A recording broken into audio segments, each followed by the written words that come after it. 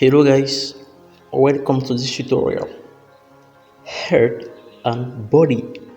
Okay, so in the previous tutorial we saw how to install, in fact how to set up our environment. Alright, to get started with JavaScript, how to install Node.js or browser sync and any text editor of our choice. So now in this tutorial we are going to talk about head and body in HTML, hypertext markup language.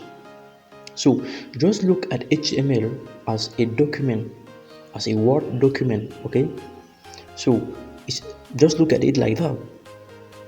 That is, but just render that the difference that it renders on your browser. Okay, just see at the HTML like that.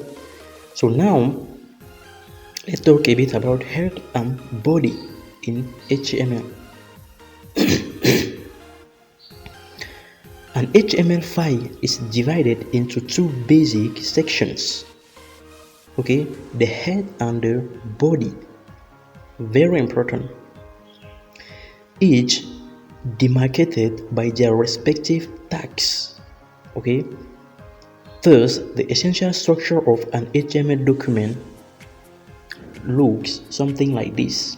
Okay, we have here the head, okay, the opening tag and then the closing tag. We said that we have two basic sections,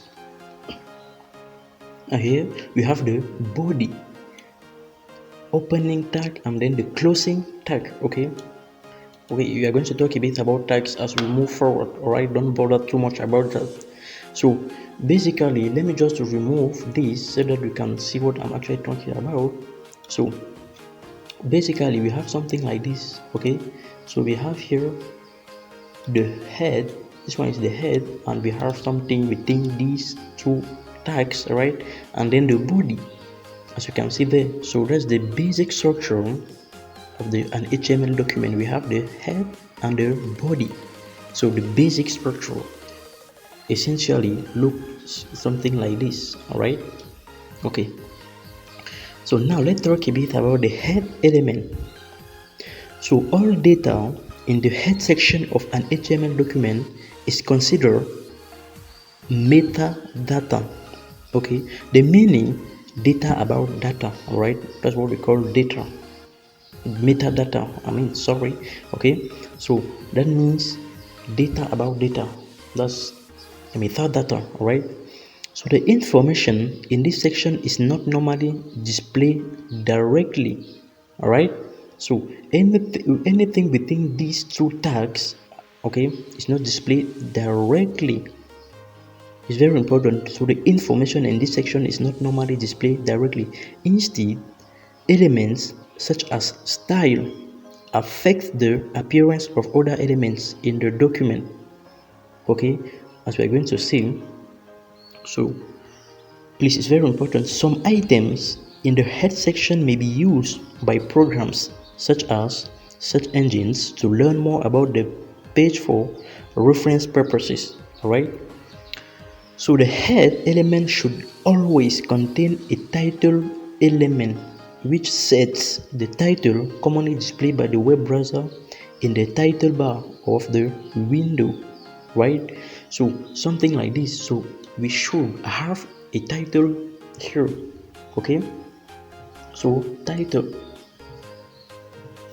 All right, we should have a title in our head section. Okay, like this, and then just give it a title, say for example test. Okay, or head.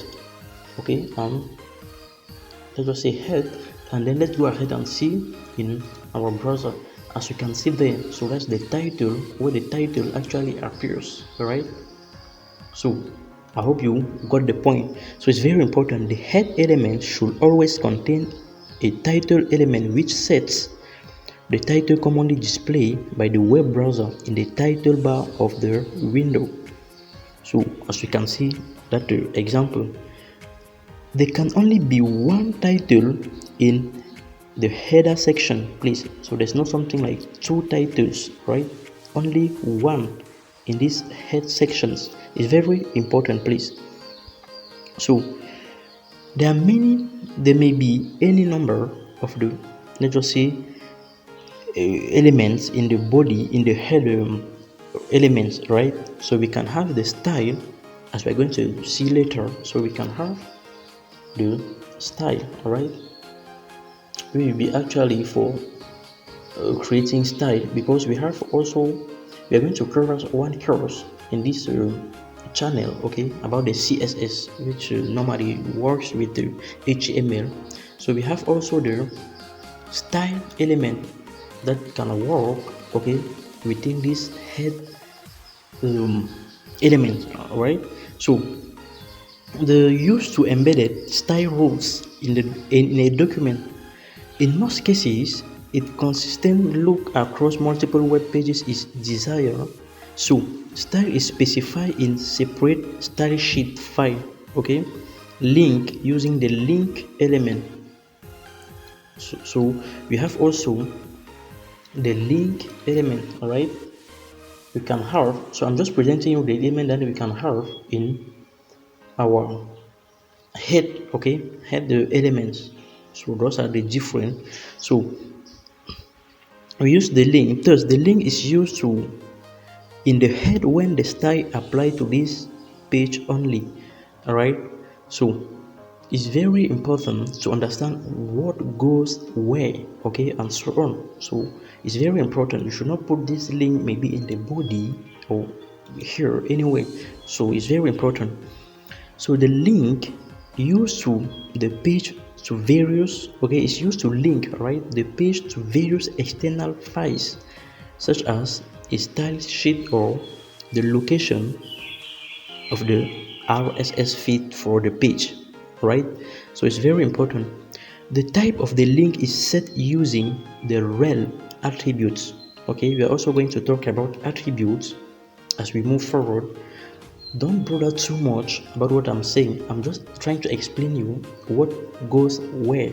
Okay, so the type attribute specifies the what is called the mini type of the document found at the location given by the href, okay, href attributes, all right. This is very important. So normally we can put also, so if we want to link something like our external style sheet here, you just put something like this, style sheet, okay, and then the type, you just put text, right, slash css, right, and then the href, you just give the where the name of the file, okay, style.css, okay. So that is it basically, but again, don't care about that. We have also the script, okay, so we can have also the script element here, right, to actually write our script code there. That is JavaScript code.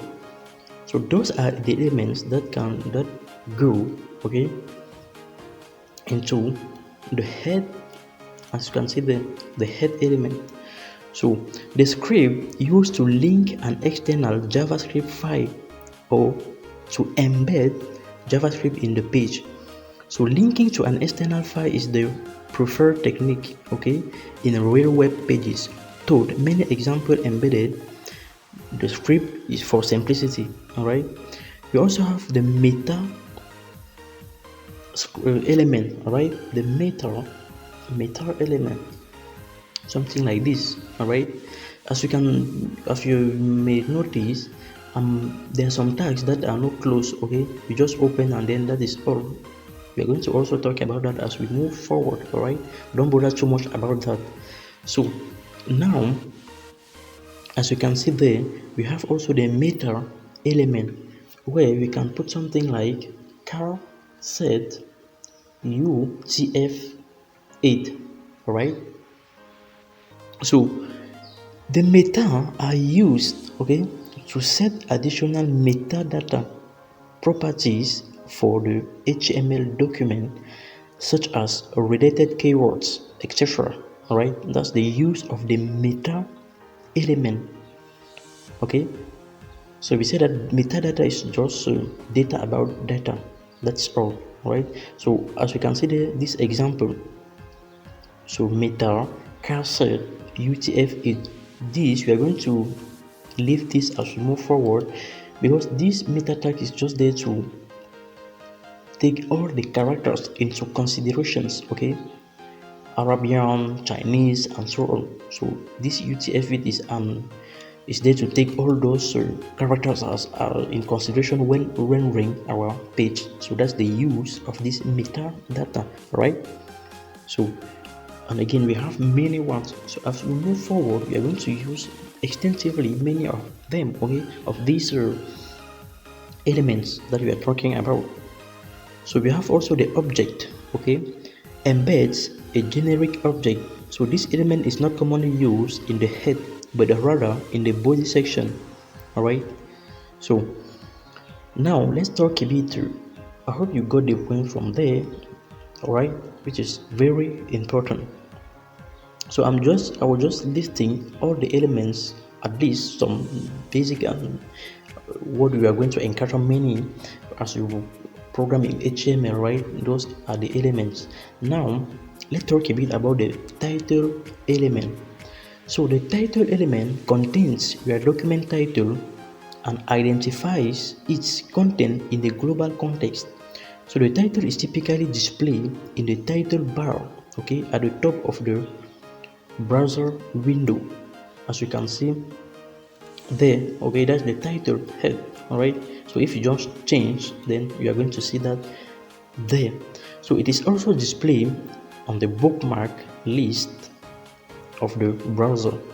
So title is used to identify your page for search engines.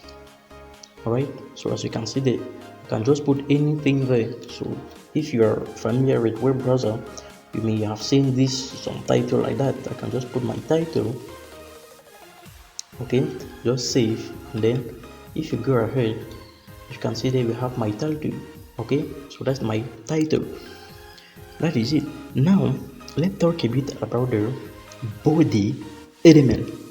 Unlike the head element, any plain text, okay, displayed between the body, okay, the opening and the closing tag. Okay, so we have the opening tag and then the closing tag, right?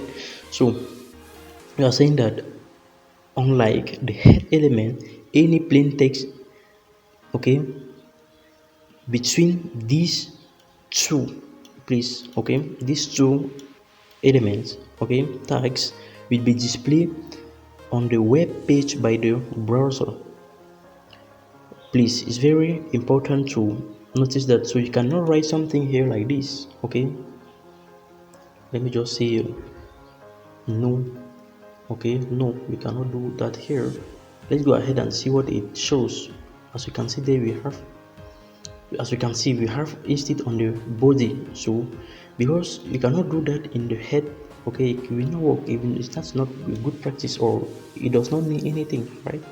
But instead in this body you can put any plain text, okay, any like this, any text right here, then that will not be a problem, as you can see there, right, just like this.